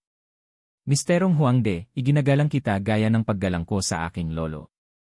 Ipinapangako ko sa iyo na hanggat hindi ka nakikialam sa bagay na ito, patuloy akong makikipagtulungan sa iyo at tutulungan kitang matuklasan ang mga sikretong gusto mong malaman. Nang marinig ito, nagliwanag ang mga mata ni na Jeng Anli, Tom Schmid at ng iba pa. Parang may lihim silang ginagawa. Gayunpaman, ang ibang mga pamilya ay walang ideya kung ano ito. Ngumiti si Rong Huangde. Pinasabog mo ang base ko. Paano tayo magtutulungan? Ngumiti din si Jordan at sinabing, sa foresight ni Mr. Rong, imposibleng wala siyang backup, di ba? Huminto silang dalawa doon at hindi binanggit ang time gate. Nataranta ang iba. Tumawa ng malakas si Rong Huangde. Hahaha, gaya ng inaasahan sa isang Diyos-Diyosan. Makapangyarihan ka talaga. Sige, inaabangan ko ang patuloy na pakikipagtulungan sa iyo. Sa pagkakataong ito, napangisi si Jemmy. Don't talk too soon. Kapag pinatay ng kapatid ko ang mahal mong apo, malamang wala ka na sa mood makipagtulungan sa kanya. Hi! Ngumuso si Rong Huangde. Sino ang nagsabi na si Bingxiao ay tiyak na papatayin ni Jordan? Tanong ni Jordan, plano mo pa rin siyang protektahan? Iniabot ni Rong Huangde ang kanyang mga kamay at sinabi, Mr. Jordan, mali ang pagkakaintindi mo. Nasabi ko na hindi ako makikialam sa usapin sa pagitan mo at ni Bingxiao. Hahayaan ko kayong dalawa ang mag-ayos nito. Pero hindi ibig sabihin nun ay matatalo na si Bingxiao sa'yo. May mga kamay at paa rin siya. Hindi lang siya tatayo at papatayin mo. Kumpiyansa na sinabi ni Jordan, patawarin mo ako sa pagiging prangka ko. Kung hindi mo siya protektahan at hahayaan kaming dalawa na lumaban ng one-on-one, madali ko siyang tapusin nang hindi man lang ginagamit ang aking kakayahan sa pagkadiyos. Kung tutuusin, nakalaban na ni Jordan si Rong Bingxiao noon. Marahil siya ay isa sa mga pinaka-namumukod-tangi sa kanyang mga kasamahan. Ngunit kumpara sa Jordan, ang pagkakaiba ay masyadong malaki. Ito ay tulad ng pagkakaiba sa pagitan ng isang streetball player at isang NAID professional. Sinabi ni Rong Huangde, sinasabi mo na sa mga tuntunin ng pangangatawan, pakikipaglaban, katalinuhan at diskarte, ang apo ko ay mas mababa sa iyo. Hindi nahiya si Jordan. Kahit na ito ay isang dagok sa iyong pamilya, ang iyong apo ay talagang mas mababa sa akin sa lahat ng paraan. Natawa din si Jemmy. Hahaha, Rong Huangde, hindi namin sinasadyang maliitin ang pamilya Rong.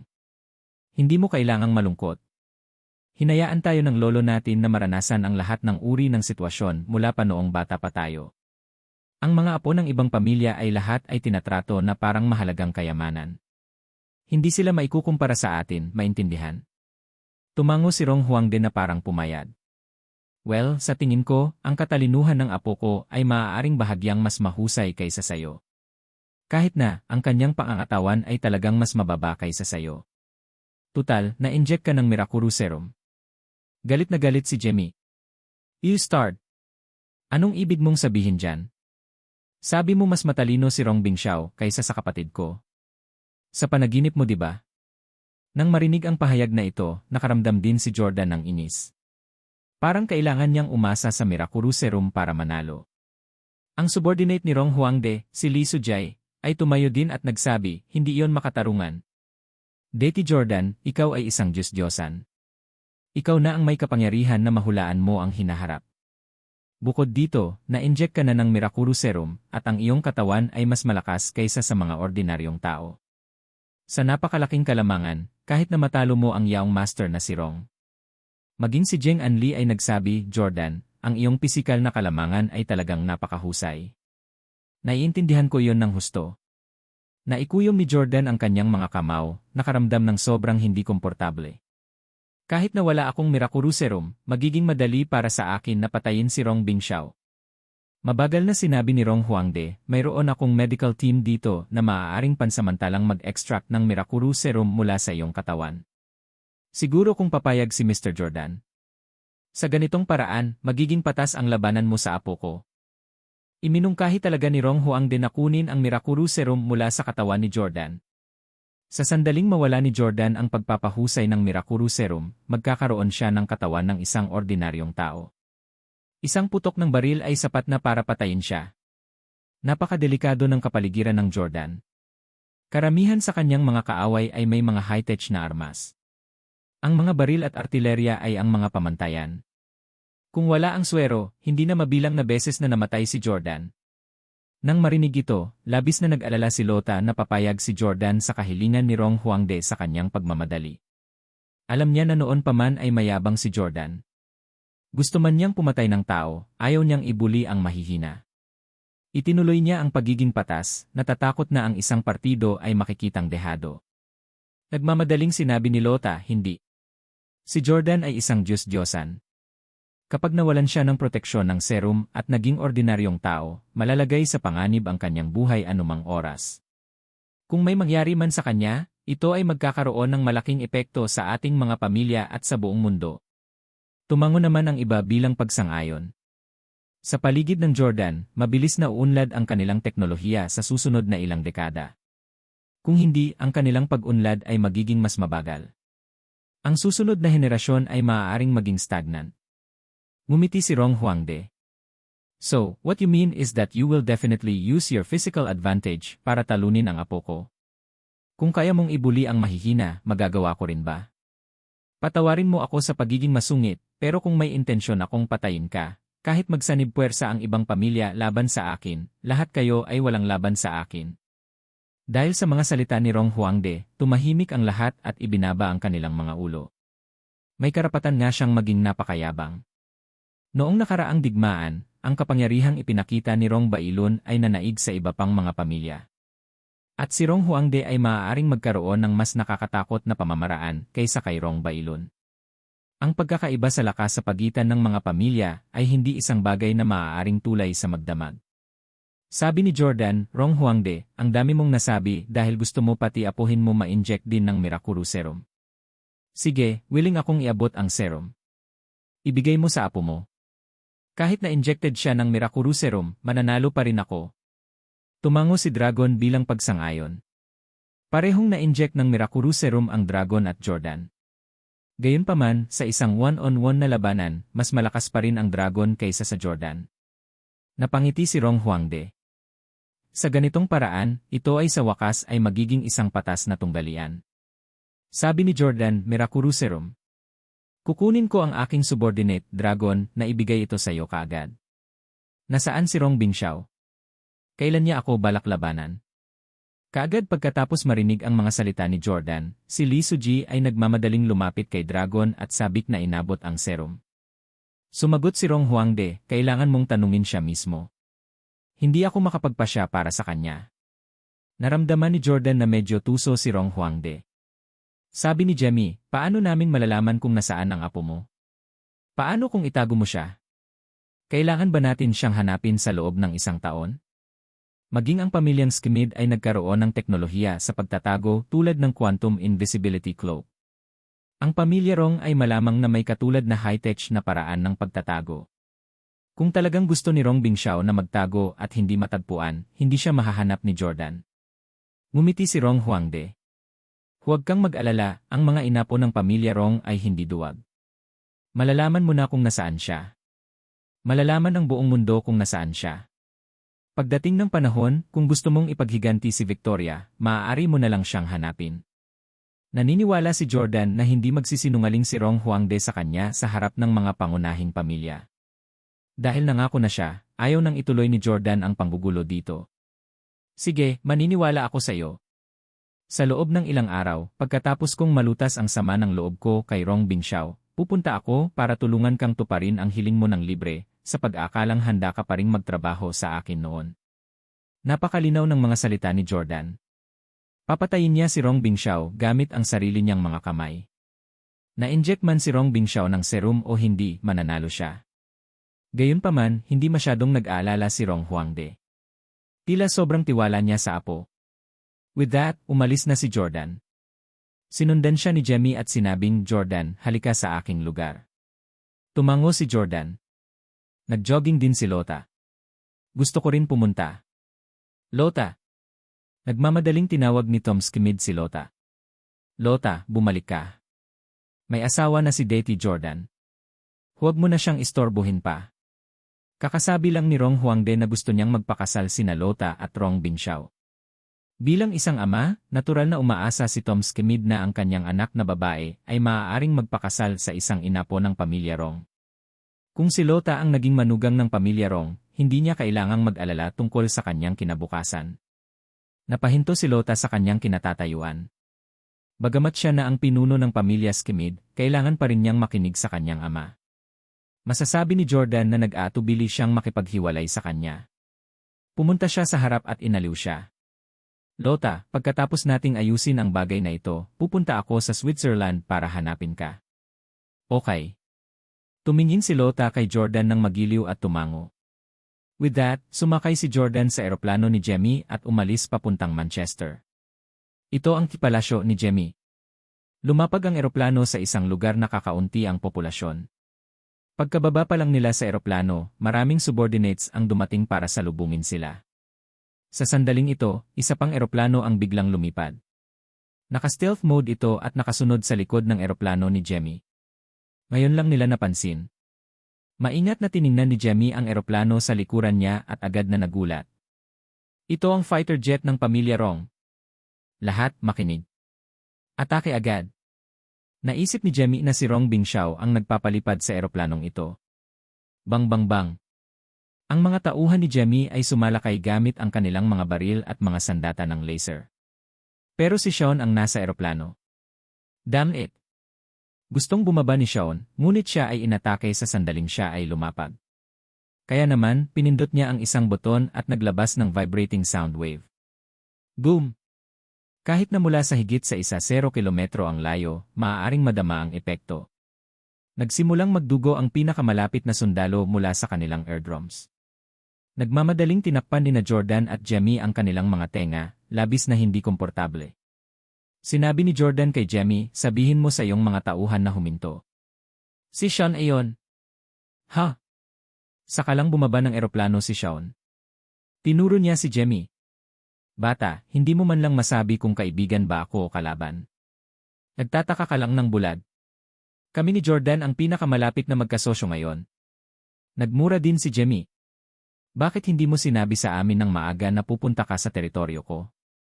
Sino ang nakakaalam kung saang panig ka?" Hindi nakaimik si Sean. Hindi niya pinansin si Jemmy at naglakad patungo kay Jordan. "Jordan, narinig ko ang pag-uusap niyo ni Rong Huangde. Si Rong Huangde ay talagang hindi isang taong hindi kumukuha ng kanyang. Seryoso ang buhay ng apo. Sinabi niya na hindi siya makikialam at hahayaan mo at ni Rong Bingxiao na ayusin ito sa inyong sarili. Ano sa tingin mo dyan?" Si Sean ay isang matalinong tao. Sa mga tuntunin ng talino at pamamaraan, mas karanasan siya kaysa kay Jordan. Sigurado siyang hindi hahayaan ni Rong Huangde na patayin ni Jordan si Rong Bingxiao. Nakuha na ni Jordan ang dragon para ibigay ang Mirakuru Serum kay Li Sujay, kaya malapit nang maging Superman si Rong Bingxiao. Gayunpaman, hindi ito sapat para pigilan si Rong Bingxiao na mamatay sa kamay ni Jordan. Kahit sa pagitan ng mga Superman may pagkakaiba. Actually, iniisip din ito ni Jordan.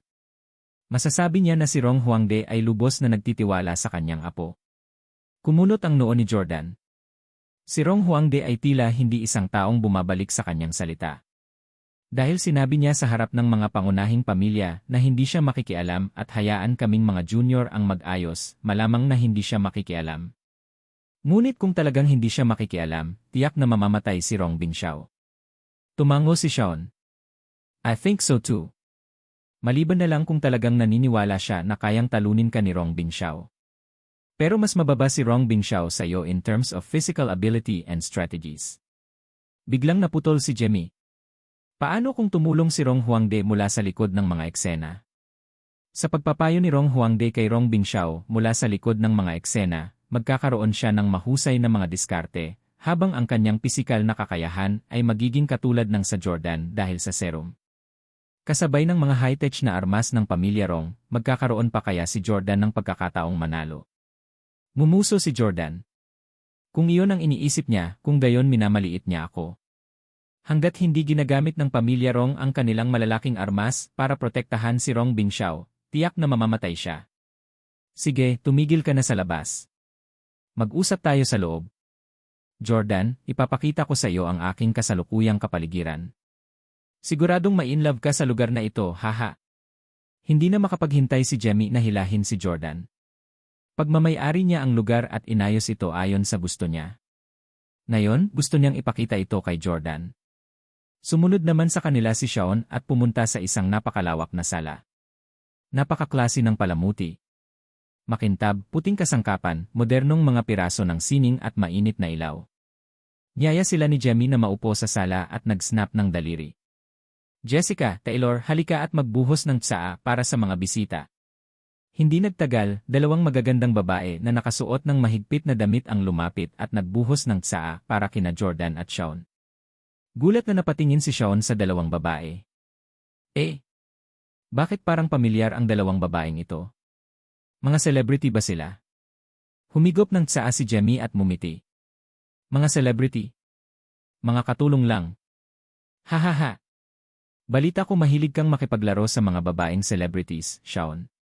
Paris Gildon ang pinili mo dati, di ba? She's so ordinary, yet you still like her. With your lusty taste in women, how are you worthy of being your third brother's partner?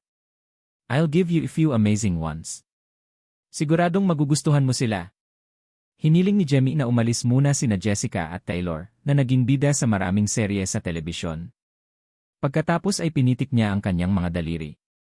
Demi, Sharon, Goldie, Juliane, lumabas ka at kilalanin ang pangatlong kapatid ko at ang iko. Hinawakan ni na Jordan at Shaun ang kanilang mga tiyakop at nagkatinginan. Nagtaka sila kung sino ang mga babaeng ito.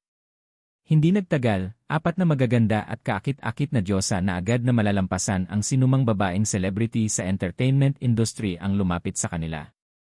Yagi. Kakainom lang ni Shaun ng tsaa sa sobrang gulat niya ay iniluwa niya ito. Oh and my God, nakuha mo talaga itong apat na paunahing dilag. Nagulat si Shaun. Ang apat na dilag na ito ay pawang mga babaeng celebrity na hinangaan ni Shaun noong bata pa siya. Kahit sa mga diyosa, nasa taas sila. Sa paglipas ng edad, sila ay talagang nasa mas matatandang bahagi. Gayunpaman, ginamit ni Jemmy ang mga youth-enhancing pills ng Pamilya Park upang gawing mas bata ang mga ito. Lumapit ang apat na dilag kay Jemmy. Agad naman siyang nagpakilala sa kanila. Ito ang pangatlong kapatid ko. Salamat sa kanyang pananaliksik na nagawa mong maging mas bata ng 20 taon. Dati, ang pagsasaliksik ng Pamilya Park ay maaari lamang gawing mas bata ng 10 taon ng isang tao. Gayunpaman, pagkatapos ng karagdagang pananaliksik ni Jordan, nagawa niyang palawigin ang mga epekto sa 20 taon.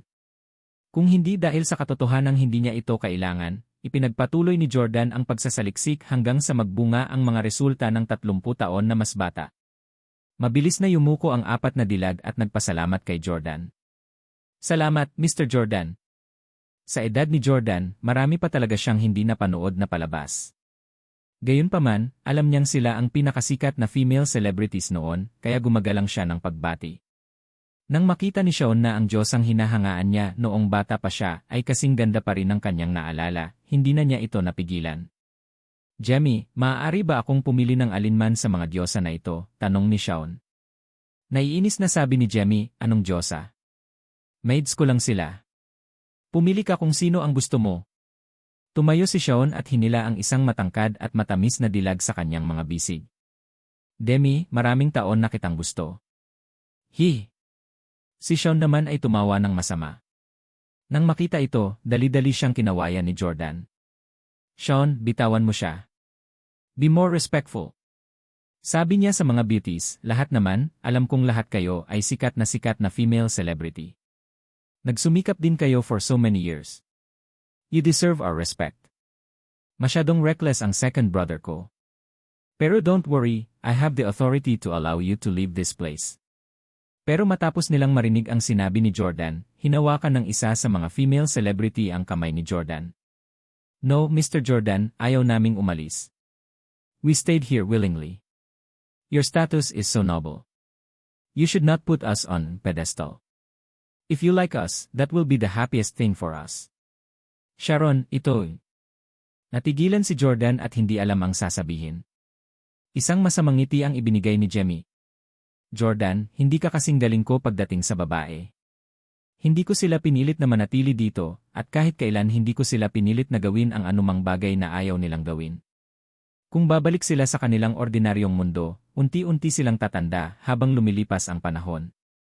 Hindi magiging sapat ang plastic surgery at tatanda sila, pangit at hindi sikat. Hindi sila maglalakas loob na lumabas at sirain ang magandang imahe ng kanilang mga tagahanga sa kanila. Sa pamamagitan ng pananatili sa akin, maaari ko silang panatilihing nasa edad na 20 o 30 magpakailanman. Sinong babae ang hindi gustong manatiling bata magpakailanman? Sabay-sabay na tumango ang apat na dilag. Basta pinayagan mo kaming manatili dito, handa kaming gawin ang lahat para sayo. Hahaha, kung ganoon, hindi ako tatayo sa seremonya. Maglibang muna ako. Magpatuloy kayong magkapatid, haha. Tawa ng tawa si Sean habang papasok sa isang kwarto na may kagandahan sa ilalim ng bawat braso. Damn it, hayaan mo munang pumili ang kapatid ko. Pinagalitan ni Jemmy si Sean bago sinabi kay Jordan, tingnan mo, itong dalawa lang ngayon. Gusto mo ba sila? Ikinaway ni Jordan ang kanyang kamay. Alam mo ang style ko. Kailan pa ako nakitulog sa iba maliban sa mga asawa ko? Hayaan mo silang umalis sa kwartong ito. Lahat sila ay henerasyon ng tiyahin ko. Sobrang stressed ako sa kanila dito. Marahil ang karamihan sa mga ordinaryong nasa katanghaliang gulang na mga lalaki ay hindi makapagpigil sa kanilang sarili sa paningin ng apat na dilag na ito. Pero kay Jordan, matanda na silang apat. Ang ilan sa kanila ay 60 taong gulang na. Bilang karagdagan, lumaki si Jordan sa ibang bansa at ang kanyang panlasa ay mas magkakaibang. Umiling si Jemmy. Hindi mo gusto ang mga babaeng ito na mas mature at may karanasan? Hindi ba mas matanda din sa'yo si Victoria? Malumanay na sumagot si Jordan, ang mga babaeng ito ay 30 taong mas matanda kay Victoria. Sa katunayan, si Victoria ay 30 taong gulang. Ngunit ang mga babaeng ito ay 30 taong mas matanda sa kanya. Baka maging lola sila ni Jordan. Tumawa si Jemmy. So, in this aspect, you'll always be biased. You refuse to rely women who are 30 years older than your wife. You're too lousy. Sige, ladies, balik muna kayo. Tawagan ko kayo kung meron. Pagkaalis ng mga katulong, hinawakan ni Jemmy ang tasa niya at bumuntong hininga. Buntong hininga. Medyo naiinis si Jordan. You lead such a carefree life here, and so many female celebrities have warmed your bed. Really, are you sighing? Napagtanto ni Jordan na siya ay isang Diyos-Diyosan at ang pinuno ng pamilya Steele, ngunit ang kanyang buhay ay hindi kasing aliwalas ng buhay ni Jemmy. Tulad ng sinabi, mas malaki ang kakayahan, mas malaki ang responsibilidad at mas mataas ang katayuan, mas maraming mga kaaway ang magkakaroon. Mas maraming tao ang mainggit at atake sa iyo. Sa panahong ito, ang buhay ni Jordan ay malayo sa walang pakialam. Marami na siyang pinagdaanan. Sinabi ng tagapagtatag at bilyonaryo ng Alibaba na si Jack Ma na pinagsisihan niya ang pagtatayo ng Alibaba at mas gugustuhin pa niyang magkaroon ng normal na trabaho na may normal na sweldo. Karamihan sa mga tao ay naniniwala na siya ay humble mayabang lamang. Marahil ay hindi siya naiintindihan ng iba, ngunit naiintindihan ni Jordan. Pareho siya ng iniisip. Mas gugustuhin niyang maging isang ordinaryong tao. Hindi na niya kailangang maging ganoon kayaman. Sapat na sa kanya na nasa tabi niya sina Lauren at Victoria. Humigop ng tsaa si Jemmy at umiling. Ang mga babaeng ito ay hindi tunay na pag-ibig. Ito ay isang palitan lamang ng mga benepisyo. Lahat ay kumukuha lamang ng kanilang kailangan. Pinagnanasaan ko ang kanilang kagandahan at katawan. Pinagnanasaan nila ang aking pera, katayuan at walang hanggang kabataan. Sa totoo lang, nitong mga nakaraang taon, ang tanging taong makapagpaparamdam sa akin ng pag-ibig ay si Sora. Ang mga batang babae ay hindi gaanong materialistiko at hindi gaanong mapanlinlang. Sila lamang ang magmamahal ng isang tao ng buong puso. Oh, tama. Kamusta si Sora kamakailan? Gusto ko siyang makita. Splash! Sinaboy ni Jordan ang tsaa sa kanyang tasa sa mukha ni Jemmy. Galit na sabi ni Jordan, Jemmy, makikigulo ka pa ba? Malinaw kong sinabi sa iyo na huwag mo nang hanapin si Park Sora. Siya ang kapatid natin sa ama. Pinunasan ni Jemmy ang mga dahon ng tsaa sa kanyang mukha at agrabyado na sinabi, hindi. Napagkamalan mo ako. Jordan, paano ako maglakas loob na gawin ang ganoong bagay sa kanya? Sa tingin mo ba hindi ako matatakot na bugbugin ako ni Dad hanggang sa mamatay? Nag-aalala lang ako sa kanya. Gusto kong malaman kung paano siya kamakailan. As you know, nawalan siya ng nanay at lolo. Wala siyang kasama. Si Cheon Jae-hoon ay hindi niya biological father. Hindi ko alam kung aalagaan niya siya ng mabuti. Nang marinig ito, naramdaman din ni Jordan na labis na naawa at nag-aalala si Park Sora sa kanyang kalagayan. Pagkatapos ng lahat, si Jordan ang pumatay sa kanyang ina. Labis ding nakonsensya si Jordan kay Park Anya. Kahit hindi niya ito nakababatang kapatid, kailangan pa rin siyang alagaan ni Jordan. Tatawag ako at magtatanong. Tinawagan muna ni Jordan si Tim dahil inayos niya na pumunta ito sa South Korea para asikasuhin ang lahat ng mga bagay sa pamilya Park.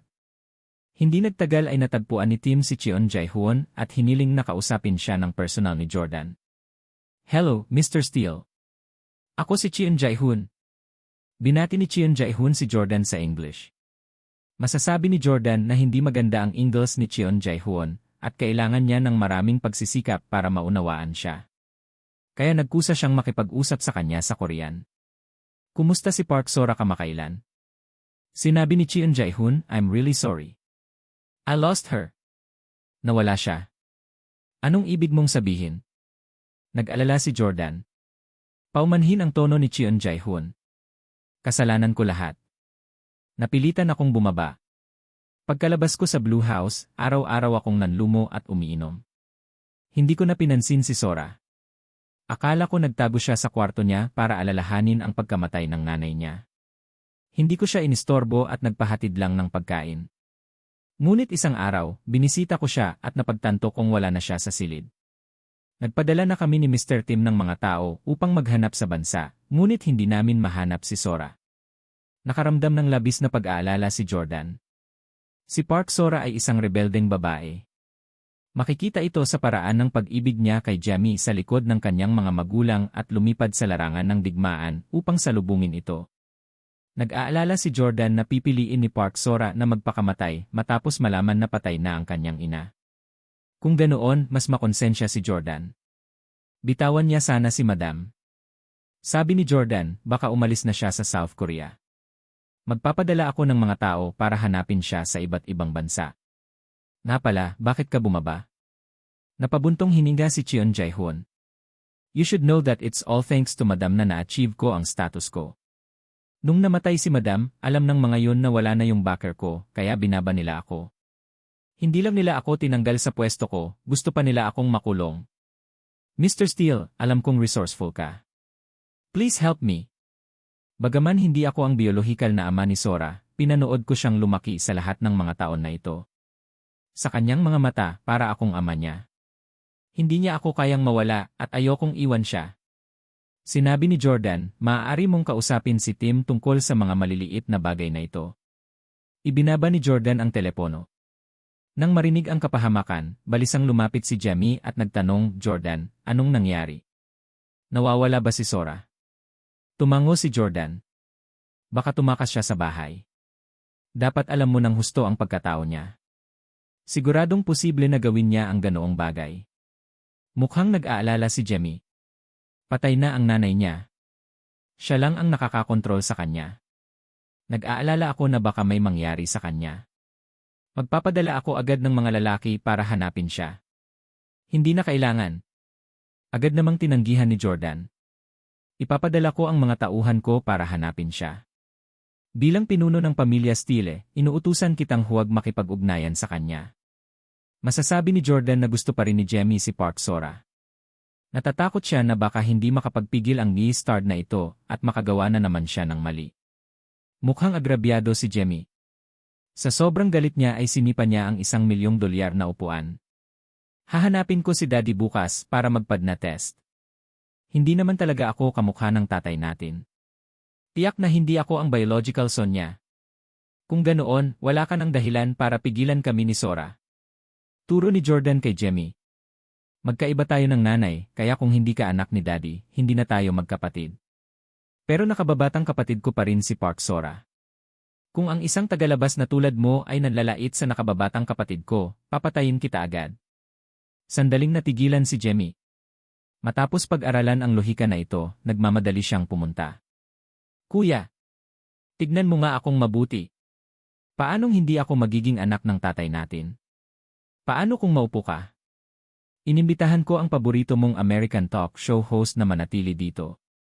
Kukunin ko siyang pumunta at mag-perform para sa'yo. Samantala, muling nagkita si Rong Huangde at ang kanyang apo.